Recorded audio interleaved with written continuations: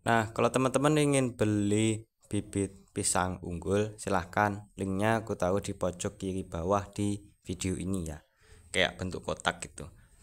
Oke teman-teman, jadi kalau misalkan teman-teman itu ingin membuat atau menghasilkan buah pisang yang lebih lengkap kandungan gizinya ya, jadi kalau dimakan itu lebih kandungan vitamin dan mineralnya itu lebih banyak, lebih beragam, dan insya Allah lebih sehat ya. Itu silakan teman-teman memodifikasinya dengan cara memberikan pupuk yang super lengkap, meskipun kandungan gizinya atau kandungan unsur haranya di pupuk tersebut rendah. Tapi meskipun rendah, kalau disiasati dengan konsistensi, dengan setiap hari memberikan cairan tersebut, maka tidak mungkin ya, tumbuhan pisangnya teman-teman itu akan melebihi lebatnya ya dibanding pohon pisang yang dipupuk menggunakan pupuk NPK. Yang paling mahal sekalipun pupuk apa itu insya Allah bisa melebihi itu. Nah, unsur hara apa atau pupuk apa yang harus diberikan ke pohon pisang setiap harinya? Nah, ini tentu tergantung teman-teman nih, nanamnya berapa dan kekuatannya teman-teman itu seberapa juga. Langsung ke cara pembuatan. Teman-teman silakan cabut rumput beserta akarnya ya, kumpulkan ke ember besar, ember yang super besar atau tong ya, kemudian masukin ke situ sampai penuh. Cukup ditekan-tekan pakai tangan, jangan pakai kaki, apalagi loncat-loncat, nanti malah embernya pecah ya. Setelah penuh, teman-teman tambah dengan air sampai penuh, kemudian ditutup. Tujuannya biar enggak ada nyamuk yang bertelur di situ. Jadi itu bukan hanya biar nggak kena oksigen, itu enggak. Sebenarnya simple, biar nggak ada nyamuknya aja udah kayak gitu. Setelah 1 minggu, teman-teman ambil 1 liter airnya ya teman-teman. Kemudian dicampur dengan 20 liter air biasa. Air itu, hasil fermentasi itu buat nyiram di pangkal pohon pisangnya. Ingat teman-teman, di pangkal pohon pisangnya. Terus kalau misalkan masih lembab gimana? Ya nggak apa-apa, dikasih 1 gayung. Jadi larutan tadi untuk 20 pohon. Sangat murah kan? Gitu teman-teman.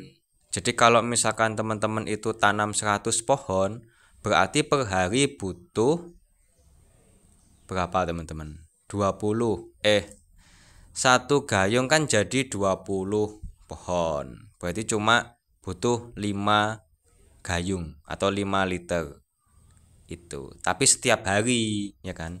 5 liter pupuk cair kemudian diencerkan dengan 100 kan gitu ya, kira-kira seperti itulah.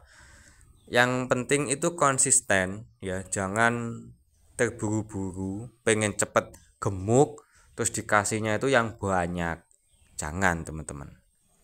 Selain itu teman-teman harus menjaga kondisi tanaman itu untuk tidak memiliki anak lebih dari 1.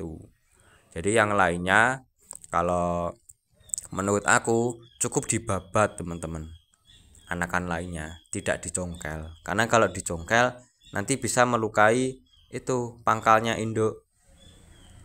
Menurut aku lebih baik dipangkas anakan yang lainnya, pokoknya tumbuh tiap hari ada pangkas terus. Terus pangkasannya itu teman-teman bisa potong-potong, dimasukin ke ember juga buat dikembalikan ke atau difermentasi lagi seperti itu. Apakah butuh probiotik? Beli misalnya E4 molase? Enggak, teman-teman belikan saja bakso atau mie ayam buat makan, itu habis ke sawah ya, capek buat makan sama beli degan atau kelapa muda, itu lebih mantep, percaya sama saya. Oke. Banyak juga yang komen, jadi katanya aku cuma ngomong doang gitu ya, prakteknya mana, kayak gitu. Terserah, boleh percaya boleh enggak, bebas. Oke.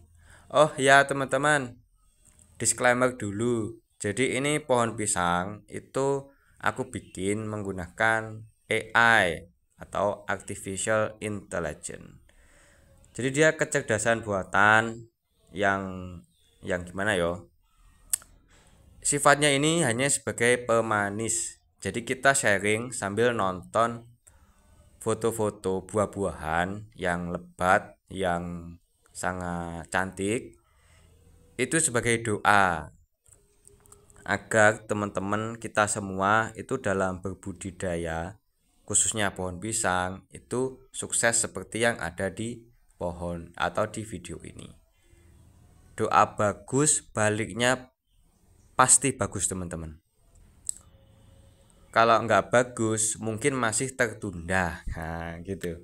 Tertundanya kenapa? Karena kitanya mungkin nggak segera melakukan tindakannya.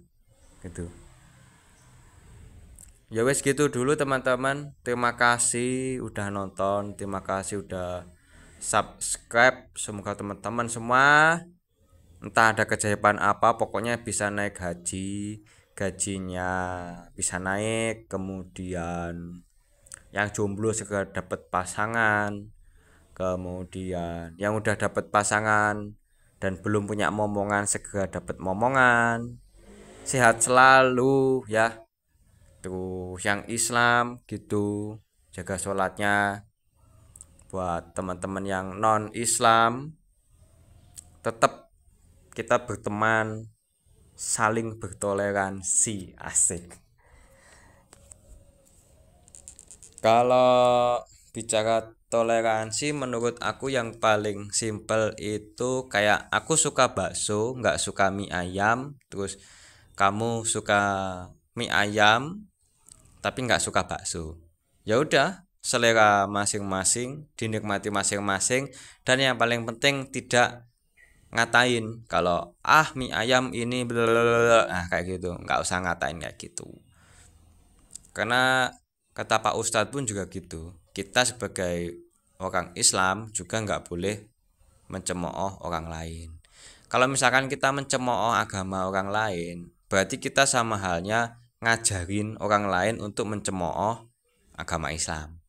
Jadi kan saling bales. Makanya yang kita lakukan itu baik, itu aja udah. Gitu, asik waduh. Ya wes, gitu dulu. Terima kasih. Mohon maaf lahir batin.